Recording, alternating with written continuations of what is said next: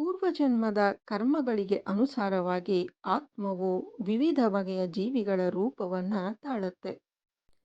ಲೆಕ್ಕವಿಲ್ಲದಷ್ಟು ಜನ್ಮಗಳನ್ನು ಎತ್ತಿ ಆಗ ಮಾಡಿದ ಪುಣ್ಯ ಕಾರ್ಯಗಳಿಂದ ಮಾನವ ಜನ್ಮ ನಮಗೆ ಪ್ರಾಪ್ತಿಯಾಗತ್ತೆ.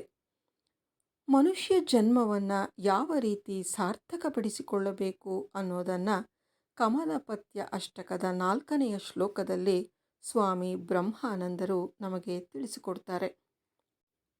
ಮನುಜ ದೇಹಮಿಮಂ ಭುವಿ ದುರ್ಲಭಂ ಸಮಧಿಗಮ್ಯ ಸುರೈರಪಿ ವಾಂಛಿತಂ ವಿಷಯ ಲಂಪಟ ತಾಮಪಹಾಯ ವೈ ಭಜತರೇ ಮನುಜ ಕಮಲಾಪತಿಂ.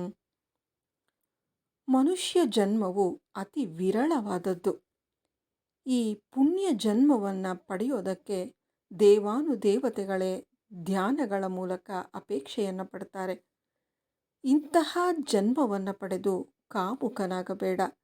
ಸಮಾಜದಲ್ಲಿ ಮಾನ ಮರ್ಯಾದೆಗಳನ್ನು ಉಳಿಸಿಕೊ. ಲಂಪಟತನವನ್ನು ತ್ಯಜಿಸಿ ಕಮಲಾಪತಿಯನ್ನು ಭಜಿಸು ಹೇ ಮನುಜ.